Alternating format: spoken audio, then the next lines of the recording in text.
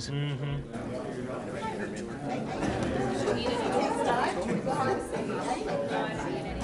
Good evening. I'd like to welcome everybody to the December 12th River Falls City Council meeting. First thing we'll do is stand and say the Pledge of Allegiance.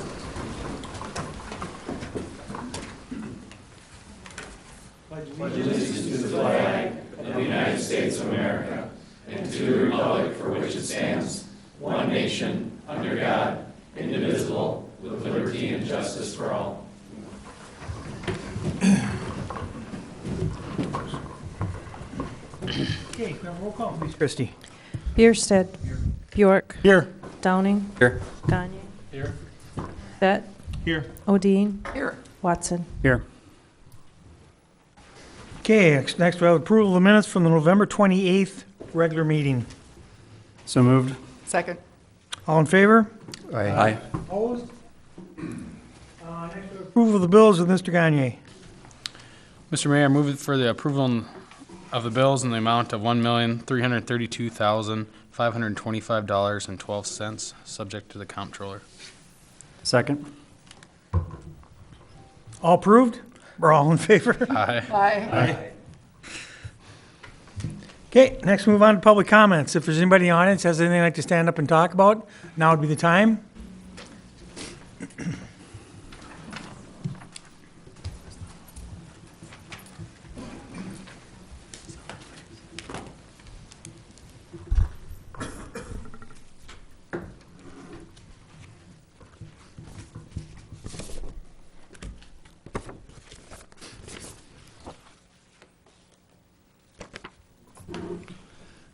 Mayor Dan, council members, staff, city staff, and fellow guests. I'm William Hanson.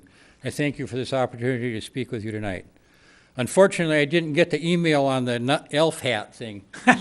So I didn't, mine's in the car. I'm sorry about that. But anyway, what I'd like to do tonight, had the graciousness of your invitation earlier this year, but I'd like to present kind of a year-end summary of 4 brief points in support of Lake George and Lake Louise, our dams and hydros. You might remember last spring when we talked about ducklings, and we can always get the ducklings right side up here. We want to save the ducklings. I especially, on a personal level, I enjoy White Pathway, Lake George, and Lake Louise. I especially enjoy seeing families, and especially grandparents with grandchildren, walking the pathways to feed the ducks. I favor retention and enhancement of our 2 local lakes here in the heart of River Falls. For those purists who really want a waterfall in River Falls, stop by the cascade, 30-foot cascade at the Junction Falls Dam after about an inch of rain, and you can see and hear a lot of good falling water. Something I've reminded you over the years for the city staff here was that you actually produce a product here in River Falls, and that product is electricity. From the perspective I have of being in the industry, in general, you actually look at sales, you look at unit production costs, which is 4 cents per kilowatt hour, your selling price of 10 cents a kilowatt hour. In 2016, you had a sales volume of 2.1 million units with a profitability of $120,000. You have a market share of only 2% of a huge captive local energy market. The good news is that your product exceeds or meets customer expectations, and you have an unlimited opportunity to expand your existing market.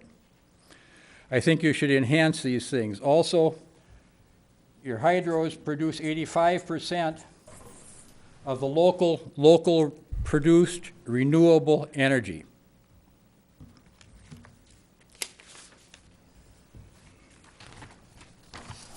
And we're moving along. 4th, we have a lot of activities that take place around the Kinney. You might find these activities: hiking, canoeing, paddleboarding, kayaking, fishing, birdwatching, and communing with nature. You also have income from the dams and hydros, the sale of renewable energy from the hydros, and you have future opportunity to expand the usefulness of our 2 unique lakes. If the dams are destroyed, the city will lose this income, and it'll lose the opportunity to use the lakes as a unique building point for our city. If the dams are destroyed, we'll see the Kinney drop 20 feet to be a ditch as it passes through below White Pathway. Thank you for your time and your thoughtful consideration of these points as you move forward to your 2017 decision point. Thank you. Thank you, Mr. Hanson. Okay, anybody else in the audience? Okay, I just want to take a quick moment here. Tony wants to stand up, Mr. Steiner. We just want to recognize Tony. Tony's going to retire at the end of the month after 32 years of public service. 28 of those years have been the City of River Falls planner and forester. Tony has worked with the Plan Commission, the Park Board, and the Historic Preservation Commission, working to forward the goals of the city for development, expansion, and preservation. Tony has championed the city's Kinney Trail System, Emerald Ash Borer Plan, various park plans, and worked with residents and businesses on their property development. We just want to take this opportunity to thank Tony for everything you've done for the city. We greatly appreciate it, and I hope you enjoy your retirement. Thanks.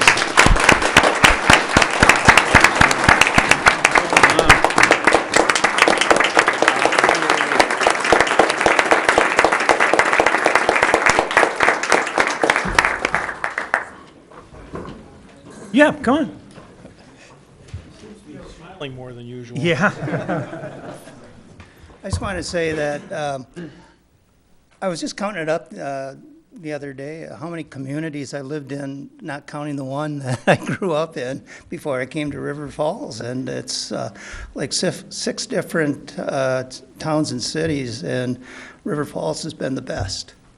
Good. And I look forward to being here again. I mean, I'm not going anywhere, so I'll be around. Thank you. Okay. Mr. Mayor, Yep. I have a quick public comment. Yep. I serve on the Historical Commission, and I want to inform the public that I'm proud to announce that a couple of my ideas have been adopted. One is a postcard project where we are exploring publishing historical photos of River Falls in the paper so everyone can enjoy and discuss them as a community. The other one is an oral history project where we are finding members in the community and interviewing them who have a story to share about River Falls. I've been unofficially calling it River Falls, Our Moment in History. If you know someone who has pictures they are willing to share, or a person who would like to be interviewed by River Falls Historical Commission, please contact me at 715-307-2057. I would also like to thank Tony Steiner for his service to the city as city planner. He has also served on the Historical Preservation Commission and has served as a cornerstone of guidance for our community. Tony, you will be truly missed. Thank you. Tony's retirement party will be this Thursday, 2 to 4 p.m. at the training room here at City Hall. Thank you, Mayor. Okay, anybody else? Okay, we'll move on to, I'm going to close the council hearing, open up a public hearing on ordinance number 2017-21. This is a second reading disposition of an ordinance that would clean up the official zoning map with inconsistencies. Does anybody in the audience have anything they'd like to say about this? Okay, I will close the public hearing and reopen up the council hearing. Mr. Mayor, make a motion, we adopt ordinance number 2017-21, amending the official zoning map. Second.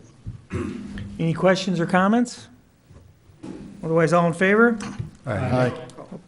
Oh, I'm sorry, what? You need a roll call? Do I need a roll call? I don't need a roll call for that, do I? Oh, wait, for an ordinance. All in favor? Aye. Opposed? Okay. We will once again close the council hearing and open up.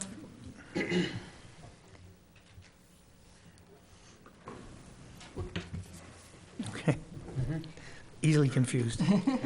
Okay, we're going to close the council hearing and open up a public hearing. It's for a request for a combination Class A cider only and Class A beer license for the Indian Head Oil Company LLC Holiday Station Store Number 8, 302 South Main Street. This motion is request for issuance of the license. This action is requested due to the change in ownership of the Holiday Station Store at 302 South Main Street. There's no changes in the agent or the type of number of licenses proposed. Anybody in the audience have anything they'd like to say about this? Otherwise, we'll close the public hearing and reopen up the council hearing. Mr. Mayor, I make a motion, we approve the request for combination Class A cider only and Class A beer license for Indian Head Oil LLC Holiday Station Store. Second.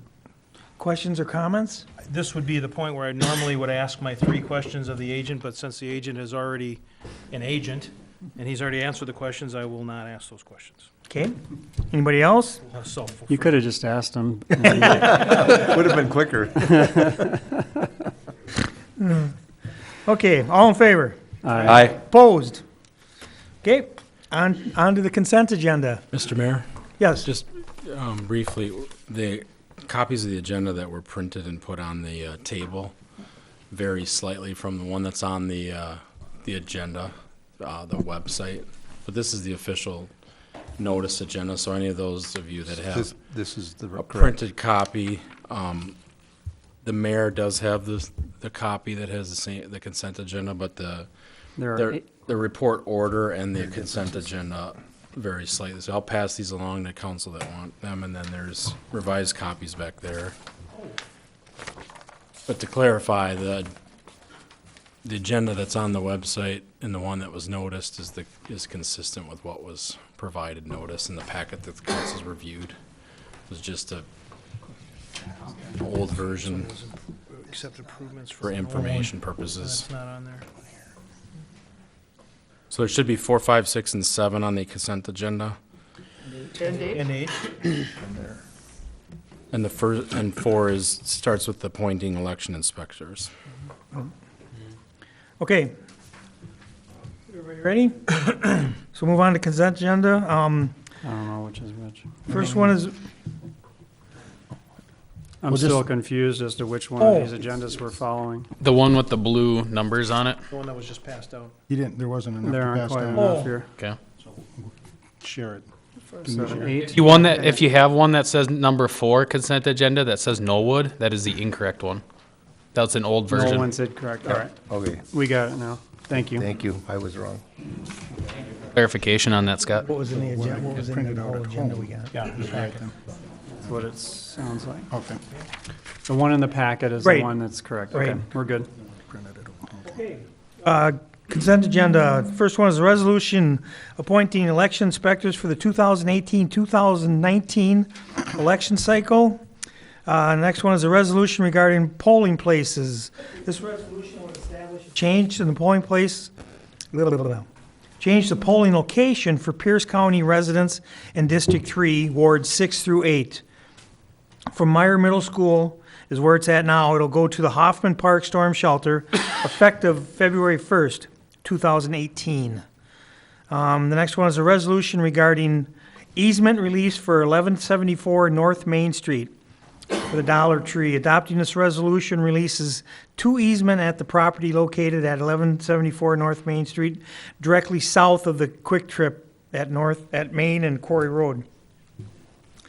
Next one is a resolution referring an annexation application and petition to the Plan Commission for report and recommendation. The last one is a resolution approving relocation orders for property acquisition for the North Interceptor Sewer and St. Croix Street Outfall Pond. On October 24th, the council approved 2 resolutions for the relocation order. Regrettably, the relocation order was not filed with St. Croix County Clerk by the deadline of November 12th. Upon approval, staff will ensure filing by January 1st. So we're just redoing this one. So does anybody want to pull anything? Mr. Mayor, Go ahead, Scott. I'd like to pull number 5. Anybody else? Mr. Mayor, I'd like to pull number 8. Okay, anybody else? Okay, Mr. Morissette, you pulled number, or I'll take a, I make a motion, we approve the consent agenda items 4, 6, 6, 7. Second. questions or comments? All in favor? Opposed? Okay, Mr. Morissette, you pulled number 5. I pulled number 5 more for a comment and maybe some discussion. I don't think there's a lot we can do about it. I do have some concerns for the public about moving polling places when we're having elections so close to each other. Again, I think the staff will do the best we can, but I am curious to hear either from the clerk or from from either Scott or Julie about what we plan on doing for those people in those wards to notify them of the location of the elections. We've got a primary coming up next Tuesday. We've got a special election in January. We potentially have a primary, if, depending on how many candidates file, I would imagine in February, and we'd have general election in April. And I believe, based on the report, I believe we'll have a few of those at Meyer and potentially a few of them at Hoffman, but could you expound on that, Scott, or Yeah, defer to some staff? I think if City Clerk White, she's probably the best person to give you a little bit background on kind of what we're doing. Or Jennifer. Hi, I'm Jennifer. I'm the deputy clerk. So notifications to the electors will, well, first of all, when the primary election next Tuesday, we have a slip that we'll give to them to remind them that, hey, starting in February, your new polling location will be at the storm shelter. We'll use social media. We'll publish it in the newspaper to get the word out. But as far as middle school, they allowed us to use that location for this special election. It came up unexpectedly, of course. So they've allowed us to use the middle school for the elections, but moving forward, it'll be at Hoffman.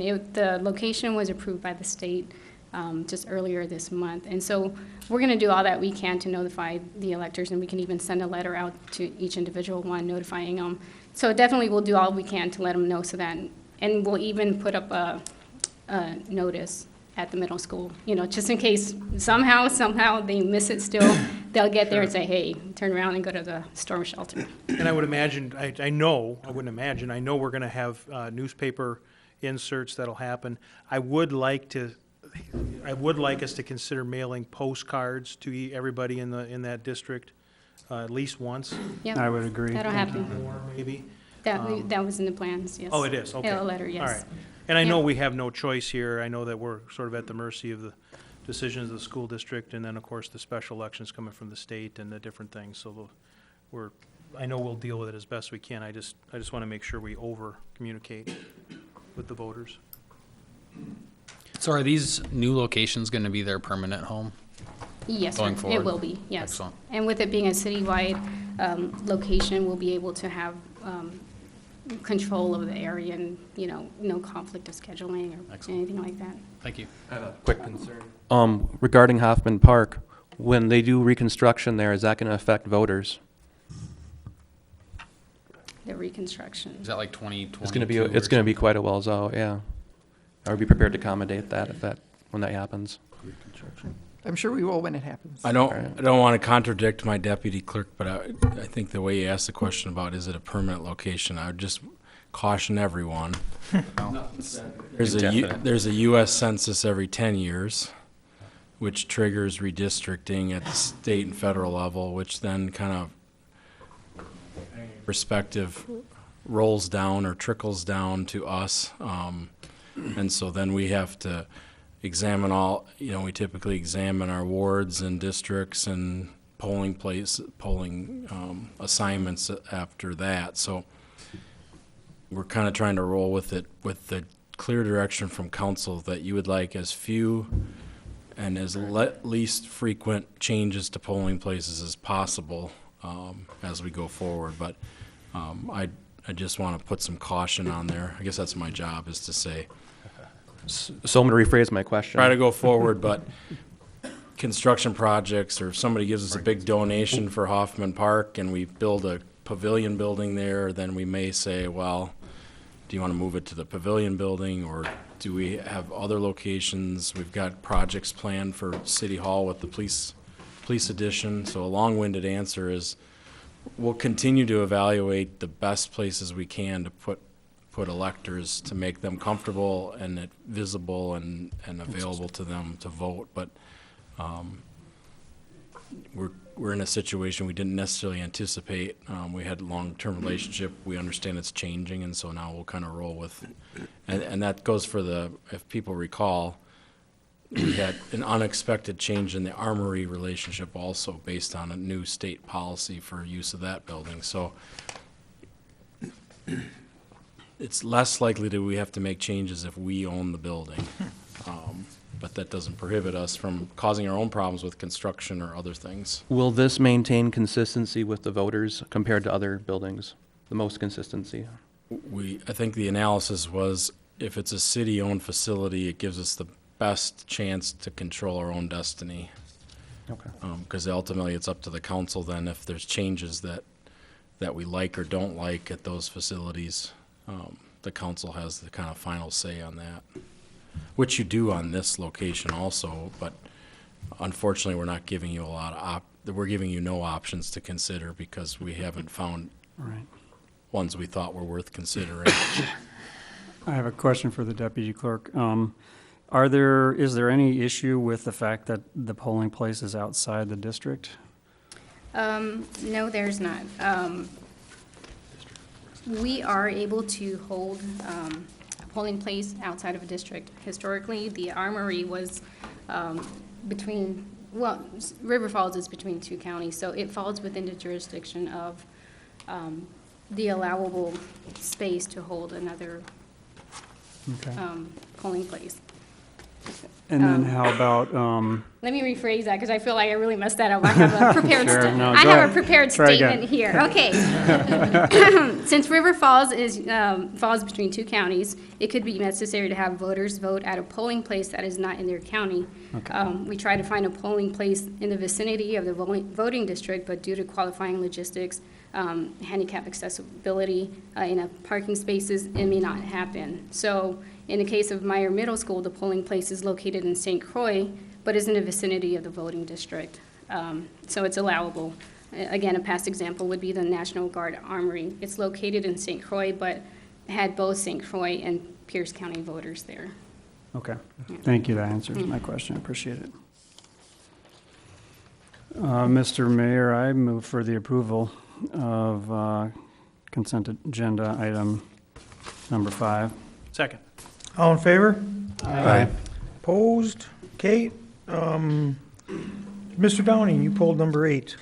Resolution for North Interceptor Sanitary Sewer Extension in St. Croix Street, Outfall Stormwater Pond Rehabilitation.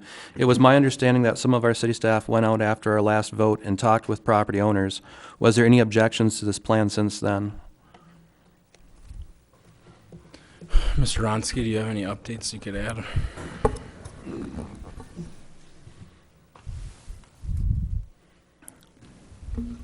Mayor, council, just point of clarification on that. I wouldn't say staff went out and had discussions, but our land acquisition specialist and our engineer for the project did. There's an intentional separation of city personnel from an acquisition process to follow in strict accordance with state statutes regarding these type of actions.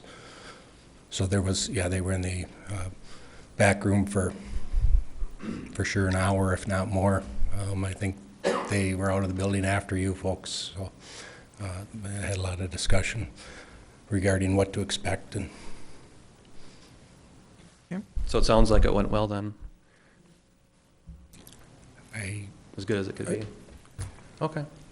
I can't comment one way or the other on that. Again, it was just a matter of clarification of how the process is to work, what they can expect from those people that are going to be involved directly with them. Tom Luker is the land acquisition specialist. He's really the point person for those folks, and I direct any questions if they come in to Tom, because that's how it's supposed to work. Thank you, Reed. Thanks, Reed. Well, I move for approval consent agenda item number 8. Second. All in favor? Aye. Opposed? Okay. Next, move on to ordinances and resolutions. This is a resolution regarding SCADA project hardware and software purchase. We're gonna have a little presentation by Mr. Reardon. Mr. Reardon is our IT director. Director, coordinator, He's it. I go by whatever, yeah.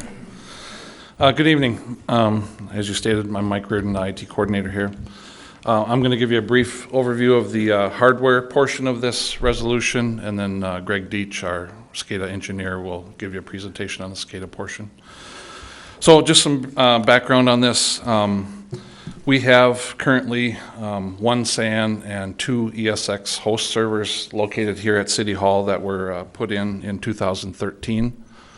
At that time, some physical hardware servers were replaced and virtualized on the current hardware that we have now.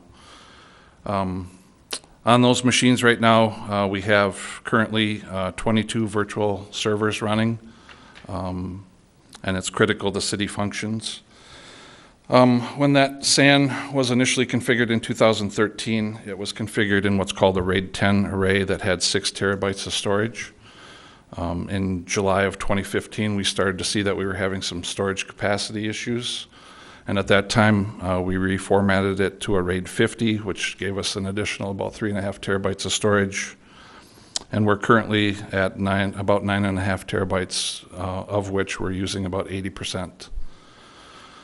The current SAN has 23 spinning hard drives. They're 600 gigabytes apiece, and that includes 2 hot spares. So in April of 2016, we had a hard drive failure, and what happens then is one of the spares picks up where the bad one went, or the data gets rewritten on the hot spare, and then we just replace the bad one. So that happened in April. In June of this year, we had a controller module fail on the SAN. Again, that's a redundant part, so we didn't experience any downtime. It was just replacing that controller. And then in just a few weeks ago, we had another hard disk fail on the SAN. Again, hot swap, put in a new disk and sent the old one back. So in regards to that, technology experts recommend that hardware should be replaced every 3 to 5 years, and you can tell by those 3 things that happened in the last year and a half that we're starting to see some issues with that equipment.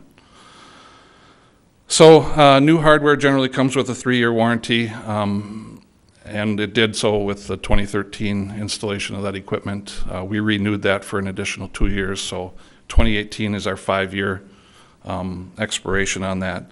So the current SAN and the 2 hosts here, their warranty expires in April of 2018, so it's coming up here shortly. Funds were budgeted for this hardware replacement in the CIP in 2018. The proposed hardware upgrade will about double our current storage space. It also will be 100% SSD or flash memory. There won't be any spinning hard drives, so that'll increase performance and speed. The new SAN will also be expandable. Our current SAN is not expandable. Some other equipment, the network switch upgrade that's in there, in the list of equipment there, will include a redundant management module in case of failure. Our current switch does not have that, so we're just kind of building some redundancy in the equipment. So the timing on this was kind of difficult to get into line with the SCADA upgrade, but that's what our plan is trying to do. So looking at the SCADA equipment, we had an option for the vendor to include hardware for their SCADA system in their proposal or use our own equipment. And consulting with CIT, who we utilize for network stuff, they suggested that we utilize our own equipment. It's just easier to maintain. We have some of the firewalls and so forth in place already, so it would save on hardware costs by using our own equipment. But what we had to do to support the SCADA is just add some additional upgrades to the new equipment so it could support the SCADA system.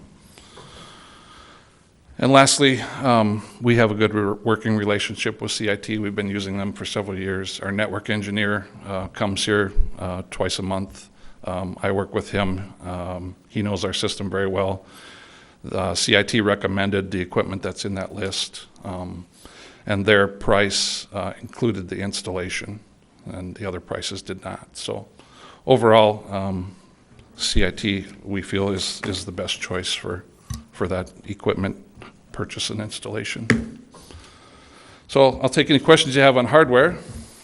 Mike, I got a quick question for you. Do we have backup, like emergency recovery backup somewhere? Is We that do. through CIT?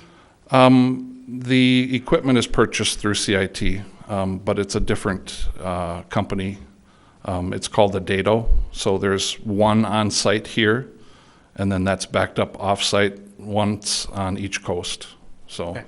Okay, so if, God forbid, something happened to City Hall, yeah. we could recover it somewhere Yep, else. we have too. on-site here and 2 off-site. Okay, Yep. thank you. Anybody else have any questions for Mike? Okay, Okay, I'll turn it over to Greg. sir?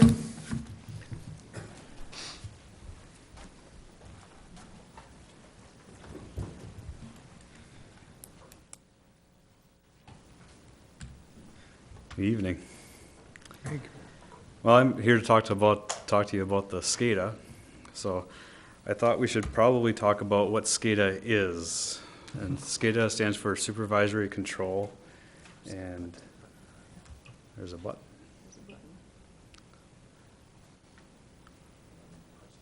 There you go. There, as you can see on the screen, SCADA stands for Supervisory Control and Data Acquisition. That's just a fancy way of saying computer systems that can control hardware and manage that hardware and record events. So in the case of an electric SCADA, that's things like the voltages on lines, what breakers are open and closed, things like that. Things that it can do for us, it can do things like notify our linemen when there's problems in the system and say, hey, I think here's maybe where you need to start to debug the problem, figure out what's going on and fix it. It can also make it a little bit safer to do their job because they can flip breakers, things like that remotely without having to actually go physically to a breaker and you know, open or close a load. Little background, we have a C3 ILEC system in our power plant right now. That system is over 10 years old. The company that created it and installed it has gone out of business. So it's not supported, and so that's not really a viable path for the future. So given all these things, that you know, went looking for a new SCADA. And we worked with CIT, or well, Mike and I looked at different proposals from CIT and CDW and some other companies for the networking and computing part. And then the SCADA itself is separate, and we looked at OSI and surveillance. And to do that, we retained PSE as a consultant, and they helped us kind of work through the process and evaluate the different vendors. Spent some time interviewing cities that within the WPPI and also outside of WPPI that use both surveillance and OSI, and generally had good reactions to both systems. I had one user that really did not like OSI. I couldn't tell though if they were, he might have just been that kind of guy. It's hard to tell. So here's just a quick breakdown for you of the costs. So I just tried to kind of stack things up for you. So on the left, we've got the computing costs, the networking costs, and it's the same for either SCADA. We need about the same capacity. The installation costs, OSI is a little bit cheaper than surveillance, but then if you look at the 5-year maintenance cost, OSI is quite a bit more expensive. So on your far right, you can just see that over 5 years, OSI is about $277,000 and some change, while surveillance is about $210,000, and the budget in the CIP is $250,000. And then this slide just kind of summarizes that. So we found that both systems could meet our needs. PSE thought that surveillance would probably be a little more appropriate for us, a little bit easier to maintain, and obviously a little more cost effective. So they recommended surveillance, but also said if we went with OSI, that'd be a fine choice as well. Staff met, we talked about it, and what we're seeing is that over 5 years, surveillance is about 30% less expensive. PSE recommends them. One sort of hidden thing in the proposals was that Surveillant was proposing annual upgrades, whereas OSI was not. They're proposing every 5 years. And so we felt that 5 years is an awful long time to go without software updates in the computing world. And so that's our recommendation, and open to any questions you might have. Okay, anybody got questions for Greg? No? No? Sorry, Greg, you did such a great job, we don't have any questions. Thank you. Do we need Okay. Is there a motion? I need a motion. Mr. Mayor, I make a motion, we approve the resolution authorizing bids for purchase and installation of electric SCADA system stuff. Whatever he just said. Yeah. All in favor? Aye. Opposed? Okay, 10 is resolution approving electric business plan. We're going to have a presentation by our management fellow analyst, Brant Johnson and Jason Roloff. As they get ready, I just got to have the quick introduction. These guys worked very hard for about the last 4 to 5 months on this, and I think, as you'll see, they did a great job. Got it. All right, Mayor and Council, thank you for letting us give this presentation tonight. My name is Jason Roloff, and this is Brant Johnson, and we're just going to give you a quick presentation on the 2018 to 2022 electric utility business plan that we've created. It's just kind of giving you an overview. The purpose of creating the 2018 to 2022 electric utility business plan is to help guide RFMU towards defining its goals and strategies and identifying steps needed to work towards achieving those goals and strategies. And the quote we have up there has kind of been our guiding principle, so respecting our history while embracing our future, so understanding where we've come from and looking at ways we can maybe improve ourselves over the course of this business plan. And all these findings were based on internal projections and staff analysis. So this is just kind of giving you a little bit of an overview of what we've got as far as electric utility operations. We have about 6,500 active residential and commercial electric meters, and then there's a little bit of a breakdown of the electric use and the generation that we've got going on.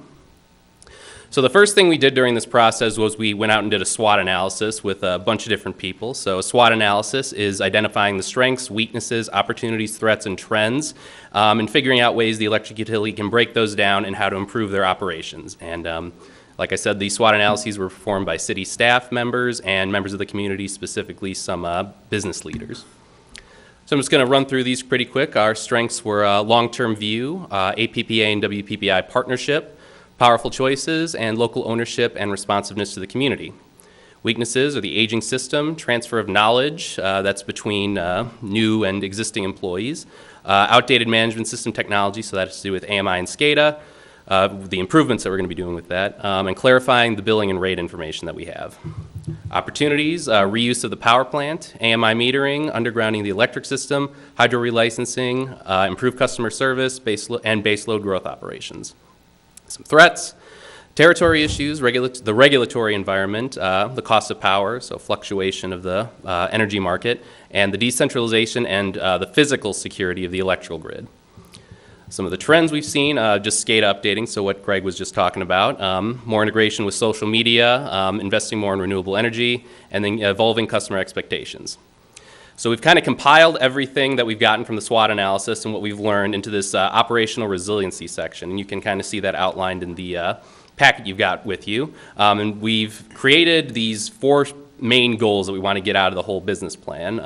And off of those goals, we've created various action plans or action items that fall into one of these 5 services and outcomes. And when you look at these services and outcomes, you can see the benefit to the customers that you can get, and also how we're going to be measuring these services and outcomes over the next 5 years. So I'm going to attempt to try and condense 6 months of financial information into 6 slides, so I apologize if it seems a little bare bones or speedy. But by far, this is the largest portion of the financial, by far the largest portion of the business plan, and it's consisting of evaluating the financial stability of the electric utility and forecasting projected expenditures and revenues that are anticipated for the next 5 years. You got it there? Okay. Got my clicker here. So we first examined current and future capital projects per the approved 2017-2021 CIP plan, and highlight these 8 projects that will total around $9.3 million. And then another component that we examined looked at who our largest customers were by kilowatt hour usage and by revenue. And then this with being UWRF being our largest customer in both.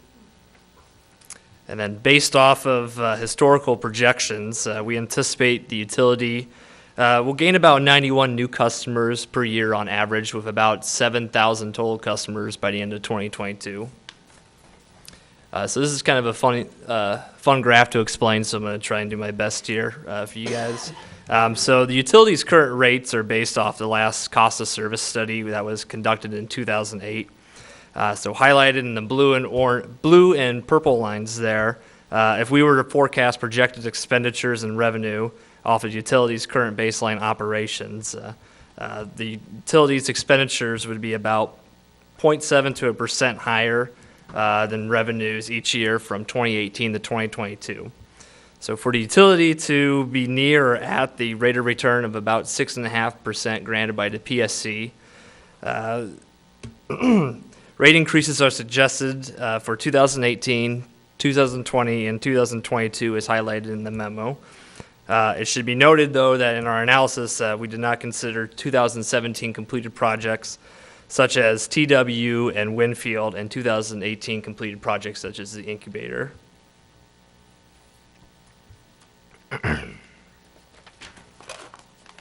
So to wrap up the financial section, we want to emphasize that a cost of service study be conducted to evaluate our current rate structure. And because based off of our current projected expenditures and revenues, the electric utility is going to have a negative rate of return from 2018 on. In concluding our presentation tonight, this business plan is intended to be a guideline for the utility and to track benchmarks such as rate adjustments, workforce development, and system reliability. And with that, we want to open the floor to any questions you might have. And thank you for your time tonight. Questions? I do have a question for you. I kind of pre-sent this to Kevin. You guys are talking about the business plan. You guys did a great job. I'll first and foremost say that. Thank you. 6 months of work is paying off. One of my questions is we're coming back into a relicensing here this spring, and one of those was the hydro generation. Not sure if you guys have the information off the top of your head, but you were saying that there's about 2,108,903 kilowatt hours. What's the average household in a year, residential household use for kilowatt hours? An average residential household in River Falls, as is pretty consistent with an average household in the whole United States, is about 650 to 700 kilowatt hours a month. A month. Okay, So take that times 12. Gotcha. So about how many residential homes would both hydros produce power for? We've estimated right around 250, maybe up to 270 on a good year. Yeah. So when we think about the 5,803 residential homes in 2016, we're doing about 250 50 of those are off the power plant? correct. Excellent. Thank you. Any other questions? Okay. Thanks, guys. Great job. Thank you. So I'll entertain a motion. If I may, Mayor. Yep. I'll rephrase that. I said off the power plant. I meant off the hydro. I knew what you were talking about, in that vicinity of the power plant. Get a motion on that? Mr. Mayor, I move approval of the resolution adopting the 2018-2022 electric business plan. Second. All in favor? Aye. We got some reports tonight. First report is from Grow to Share, and we have some members of Grow to Share here tonight. Will you guys introduce yourselves? Thanks. Get myself set up here.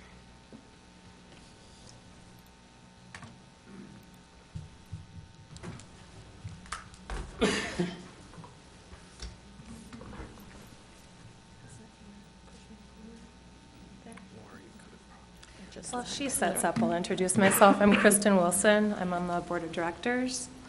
My name is Elizabeth Bowden, also Board of Directors. Mike Woolsey, Board of Directors. And I'm Robin Bowles. I'm on the Board of Directors as well. First of all, I'd like to thank you for allowing us to come in front of you this evening to present to you a snapshot of where Grow to Share is at this point, December 2017, and where we're looking to go in the coming year. To conserve time, we have provided you with a document summarizing in much more detail the great things that we are doing at Grow to Share, but in this discussion I want to just highlight a few of those things that we're especially proud of, and then if you have not already done so, you can consult that document later to kind of look into more details about what we're doing. So, first of all, for those of you who aren't aware of what Grow to Share is, we are a local nonprofit organization that provides educational and volunteer opportunities in River Falls through a community garden project that donates the harvest from those efforts to those who lack access to fresh, healthy food in our community. Grow to Share also hosts Grow Your Own, the River Falls Community Gardens, where local residents who don't have access to garden space can plant and maintain their own plot. Grow to Share seeks not only to provide hunger relief in our community, but more importantly, we aim to narrow the nutrition gap by providing nutrient-dense food to those with low food security. The fresh, herbicide, and pesticide-free fruits and vegetables that Grow to Share provides are high in fiber and rich in nutrients, foods that not only reduce hunger, but actually increase health and vitality, unlike the foods that are typically available in the food pantry, which are often highly processed and high in sugars and lacking the essential nutrients necessary to nourish a healthy individual. Often the produce that is available at the pantry is old or number 2, essentially the undesirable versions of a limited variety of what you see in the grocery store. But Grow to Share offers number 1 grade produce that is high quality and picked especially for our recipients at the peak of flavor, so the vegetables taste great and are not woody, old, bitter, oversized, or damaged. Grow to Share also provides a diverse selection of fruits and vegetables, making available to our recipients foods that cover the full spectrum of nutrition, and also exposing them to foods that aren't often available to those experiencing low food security, such as asparagus, blueberries, strawberries, and salad greens, for example. We do this for a number of reasons: to give dignity and respect to those who use our produce, and to create vegetable lovers, which no large, old, woody green beans ever did. With that in mind, we are proud to have donated over 1,800 pounds of beautiful, healthy produce in 2017 to those who need it most. Unfortunately, our beautiful picture with our produce that has labels on it and is packaged up for our recipients did not show up in our presentation, but you can imagine it. Another important aspect of Grow to Share is education. And sustainable gardening education has long been a part of Grow to Share. But this year we were excited to add a healthy eating class series in August, which was funded by a grant from Allina Health. Through this series, we offered 4 classes taught by a certified nutritionist on healthy eating to the community for free. Healthy eating for diabetes, grilling from the garden, healthy eating for kids, and eating for mental wellness. The class series was highly attended and well received and has opened the door for more educational opportunities, including 4 classes scheduled with River Falls Community Education this spring. Finally, we are looking forward to a partnership in 2018 with the Kids Club program in the River Falls schools that includes a learning and work component in the garden and a healthy eating, healthy snack component in the classroom with a certified nutritionist using food that they have helped to grow in the garden. We are so excited about the enthusiasm we are seeing around Grow to Share as a volunteer resource in our community.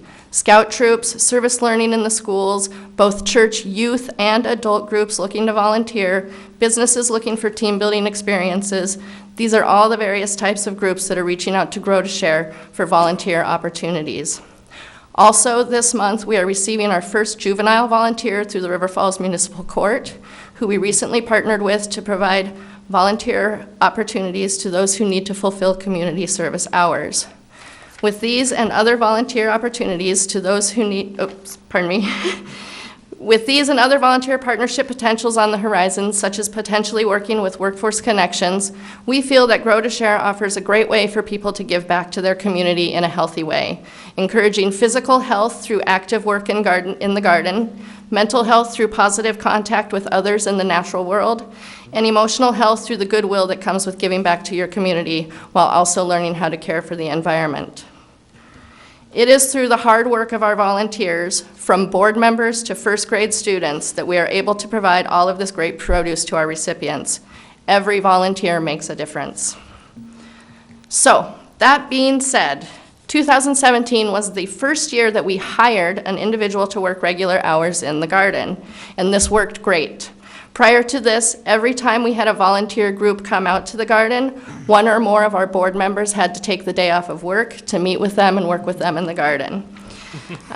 Though our paid employee, Molly's 12 hours was somewhat limited and did not cover all of these types of events, it did help take some of the pressure off the board, freeing us up so we could focus on bigger picture items like marketing and fundraising.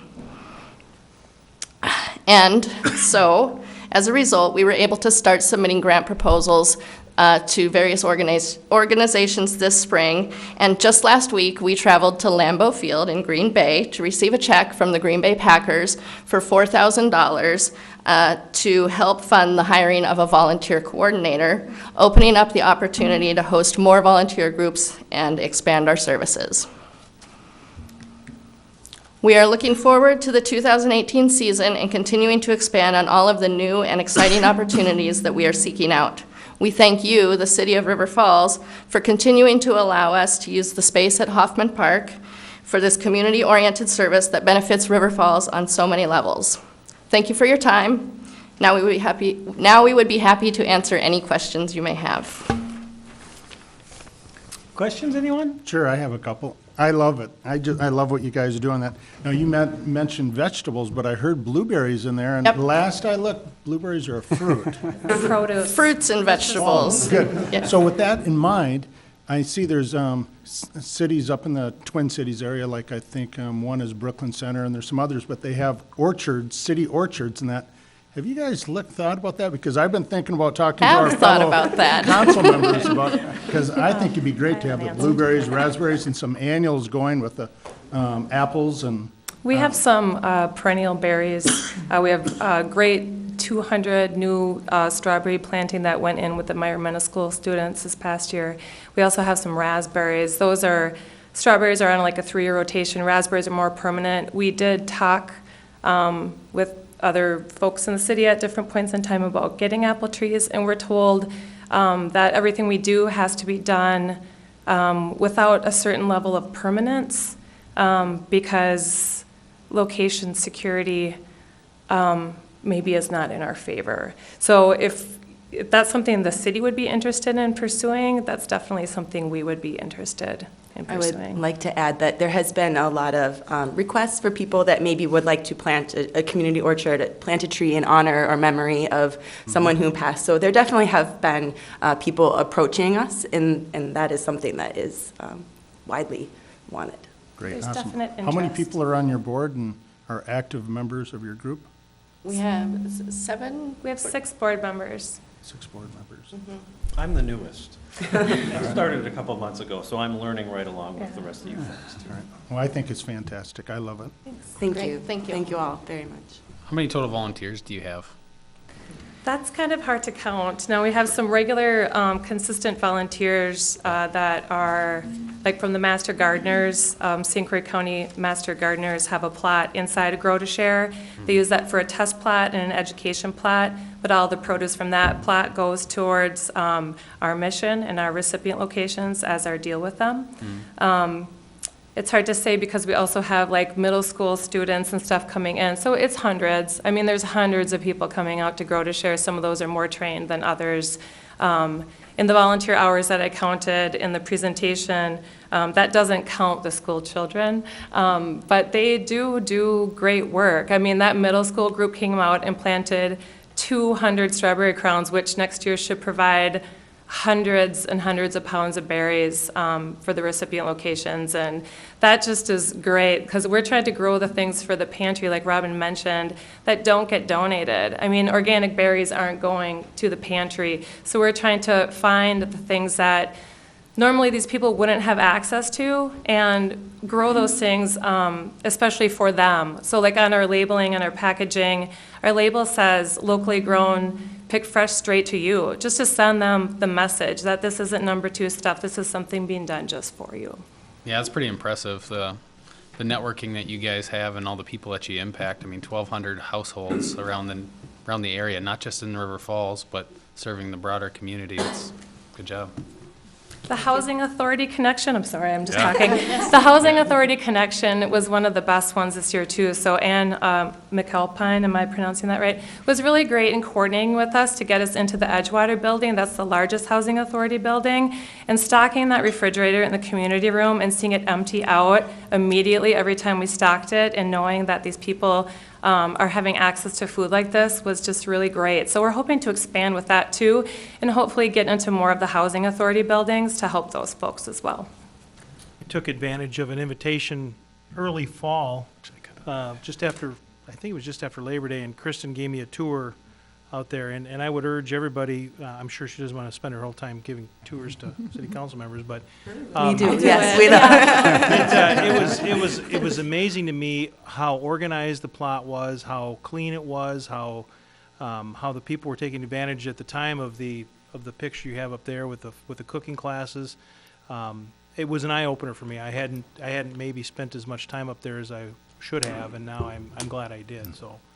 Thank you. Good work, thank you. In addition to that, I would just like to add that, there's plots available for community members to grow produce. And if your property is maybe too shaded, this might be an opportunity to do that. Or if it's, if you're living in an apartment or something, this is where you can go to grow for your family as well.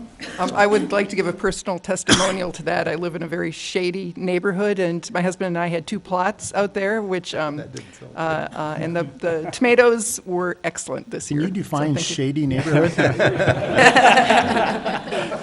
You've been there, yes, you've been there. Was it just me, or was I the only one that noticed the Vikings didn't donate?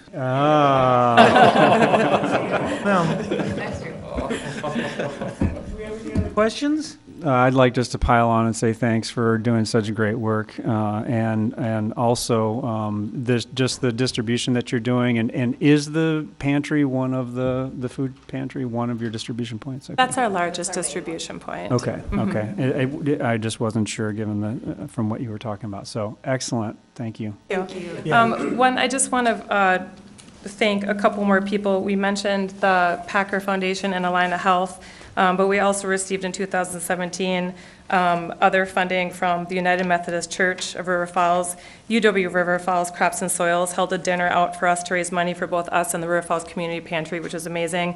The River Falls Unitarian Church and the Watson Family Foundation. So thank you for the community for your support. So I have a follow-up question. Thanks, guys. Oh, go ahead.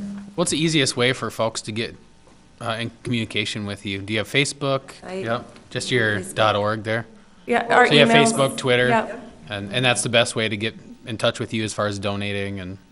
We have Katrin, our website person, has put a donate button onto our webpage, and we have our email address and all that information, www.growtoshare.org. What are your needs as far as donations from folks? What are our needs? Yes. Labor is always very much appreciated. Volunteers are always appreciated. As far as donations go, like Robin said, as the volunteer need expands so much in the community, we're having a hard time meeting that demand. Now, the part-time 12-hour-a-week person was great, and we're continuously going to be seeking funds for that person, which we need. But there's some other things, like infrastructure-wise, we could use. We could really use a new shed for our tools that locks as we get vandalized and things are stolen from us. And it's hard for us on a limited budget to replace those things. We could use some help with getting the large compost pile that comes from the Grow Your Own Gardeners possibly removed with some equipment and taken to the city compost pile to help keep the site clean. We can always use funding for our volunteer position and other things like that. So we kind of did put a little small wish list in your packets on those things, so maybe if you have questions about that, you could check it out if you have time. Maybe just something to look at. I don't know if you guys have or not. You hit up like ABC, Aero Building Center, and Lowe's, or not Lowe's, but Home Depot or Menards or those types of places. I know they like to get involved sometimes in donating supplies and maybe a shed or something. Definitely. Maybe they put their name on it or something. I don't know what you guys have as far as requirements or restrictions. And so we have been, and that's a great idea, we've been pursuing different things like that for both, like grant funding for that, or sometimes they do, instead of in lieu of money, they give tools or sheds and stuff like that, so that's definitely something we're pursuing. Yeah. Thank you. Thanks, guys. Thank you. Okay, next, we have an election update, and our Deputy City Clerk, Jennifer Rogers, will give us a little presentation.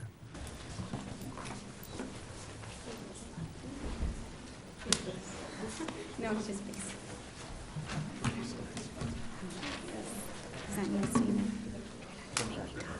No, no.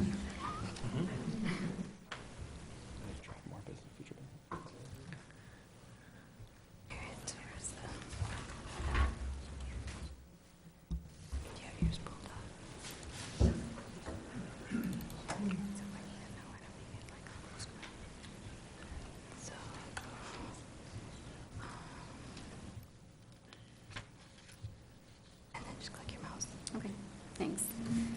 Hi again, Mayor and Council. Again, my name's, oh, sorry, getting ahead of myself. I'll wait for that. Elections update, the annual elections update. So I'm here just to give a very brief overview of what's happening with the elections, what's happening now, and what we can expect in 2018. Currently on November 10th, the governor issued an executive order calling a special election for State Senate District 10 to fill the seat held by Senator Sheila Harsdorf. So right now we have absentee voting going on, and that's going to continue until Friday, 5 p.m. Anyone interested in voting, just stop by the city office and we can get you set up. Next Tuesday, special partisan primary election. As usual, the polling places will open at 7 a.m. and it'll close at 8 p.m. Fast forward 4 weeks later, we're going to have the special election on January 16th. Whoops. Okay, other election dates to keep in mind for 2018. It's going to be another busy year, but it's just, let me see. The dates in 2018 include the February 20th spring primary. I know it's not set in stone yet, but you know, if there is one, it'll be on February 20th. There's going to be the April 13th spring general, August 14th partisan primary, and then lastly, the November 6th fall general election. Our local offices that will be up for election this year, I have notes here, will be include the office of the mayor. Incumbent is Dan Tolan, alderperson District 4. Incumbent is Todd Bierstedt, and then 2 alderpersons at large, which includes Jeff Bjork and Scott Morissette. And then this year we have our municipal judge on the ballot as well. Candidate requirements for the very top one, District 4 alderperson, would be that this person would have to be a qualified elector of the city in the aldermanic district and reside in the district at the time of election. And then on the bottom there for the mayor, alderperson at large, and municipal judge, this person would need to be a qualified elector of the city and reside in the city at the time of election. What are the filing requirements? Well, campaign registration statement, declaration of candidacy, and nomination papers. So for the spring election, there are I'm getting ahead of myself. Nomination papers.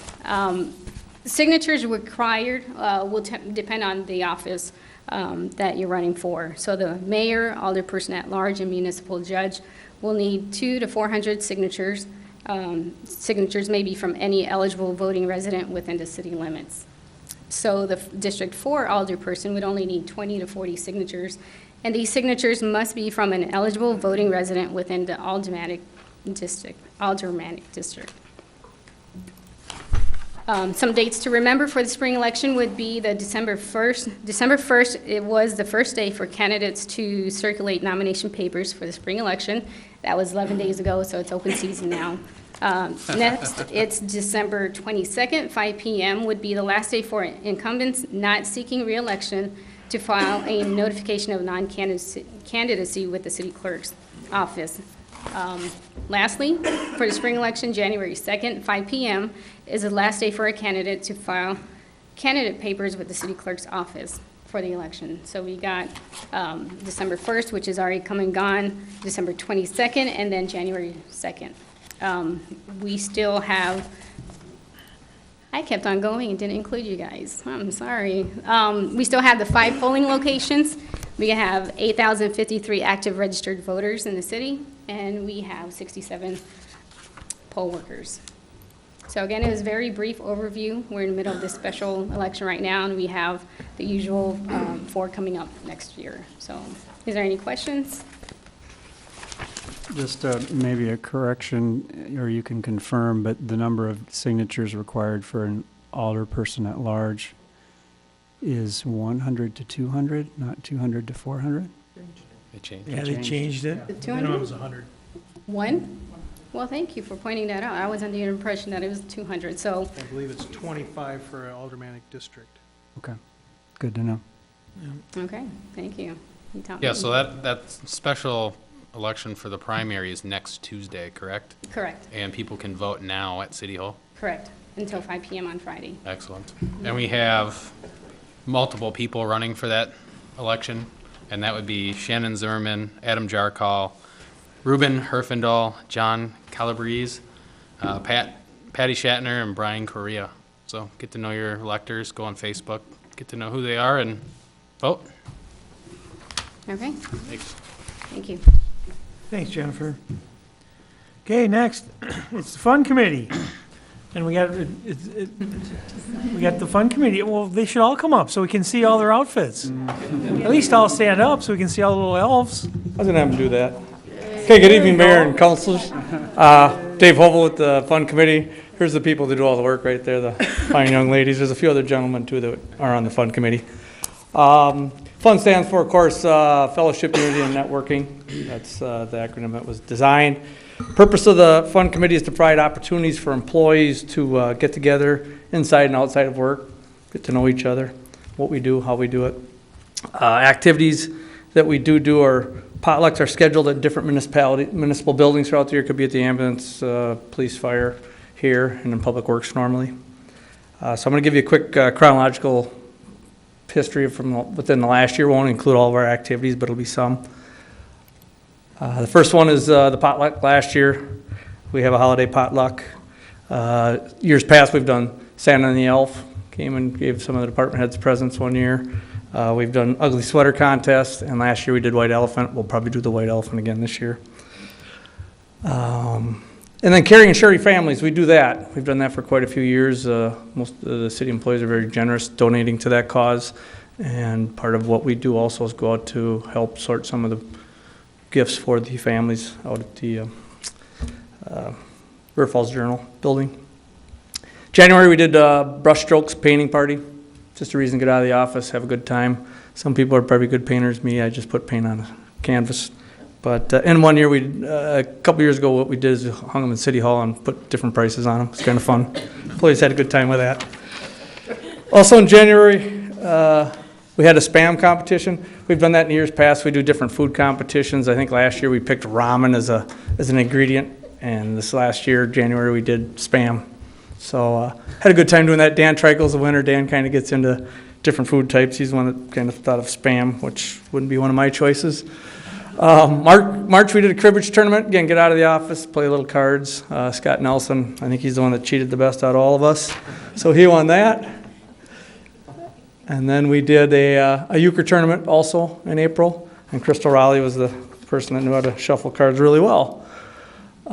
April was the Relay for Life. If you missed it last year, it was a good time. We had a potluck. And then we had silent auctions and live auctions. So again, employees were very generous, donated to the cause, and we kind of had fun with the live and silent auction. I think last year we sold at the live auction some toilet paper that went really quite high. So made $2,154 towards it, and we were a bronze team. I think that's the first year we made any type of team bronze, so that was kind of nice.